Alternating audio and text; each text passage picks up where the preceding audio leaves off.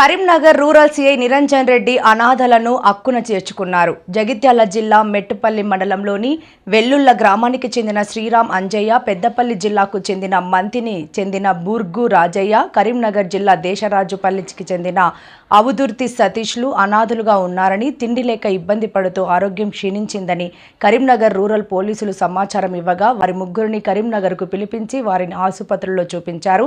అనంతరం వారి ముగ్గురిని అనాథ ఆశ్రమంలో చేర్పించారు. Karimnagar rural CI Niranjan Reddy, CI వెంట ఎస్ఐలు నరేష్, లక్ష్మీరెడ్డి మరియు పోలీస్ సిబ్బంది తదితరులు ఉన్నారు.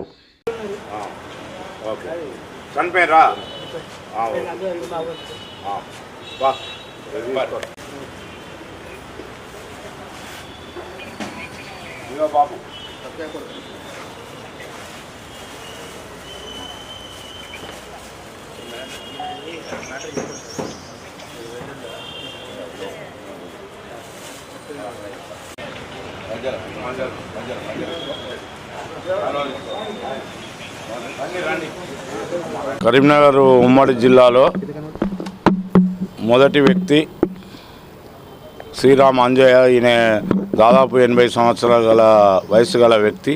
ఇతడు జగిత్యాల జిల్లా మెట్పల్లి మండలానికి చెందిన వెల్లుల్ల గ్రామానికి చెందిన అతను. మరియు రెండవ వ్యక్తి పెద్దపల్లి జిల్లా మంతినికి చెందిన రాజయ్య, బూరుగు రాజయ్య, 80 సంవత్సరాలు ఇతడు కూడా. తర్వాత మన కరీంనగర్ జిల్లాకు చెందిన దేశరాజుపల్లె గ్రామానికి చెందిన సతీష్ అని 40 సంవత్సరాల వయసు.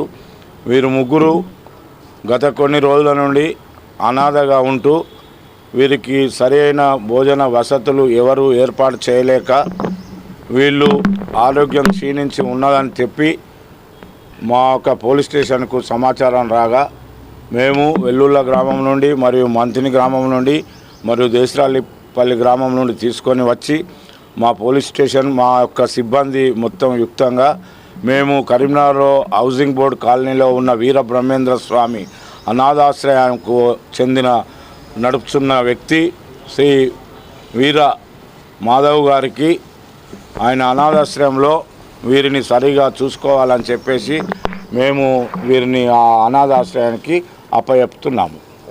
మరియు వీరికి మేము ఇక నుండి వాళ్లకు ఆ అనాథాశ్రయంలో ఏదైనా అనారోగ్యంగా ఉంటే వాళ్ళకు మేము డాక్టర్తోలను చికిత్స కూడా జరిపిస్తామని చెప్పి పోలీస్ ఆధ్వర్యంలో మేము జరిపిస్తామని చెప్పి నేను క్లియర్గా చెప్తున్నాను.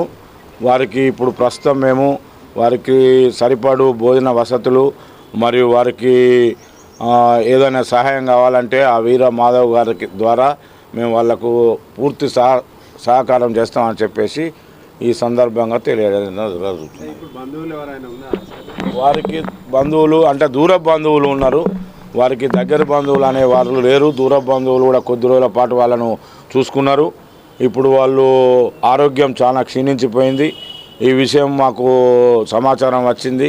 మేము వారిని మంచి ఆశ్రమంలో చేర్పించి వారిని ఆసుపత్రిలో కానీ ఇంకా ఏ విధమైన సదుపాయాలైనా అరేంజ్ చేసి మా పోలీస్ స్టేషన్ తరఫున మేము వాళ్లకు సహాయం చేస్తామనే ఉద్దేశంతోనే మా సిబ్బంది మేము అందరం కలిసి వారిని మేము మా పోలీస్ స్టేషన్కి తీసుకొని వచ్చి ఈ యొక్క ఆశ్రమంకు అప్పచెప్పడం జరుగుతున్నది.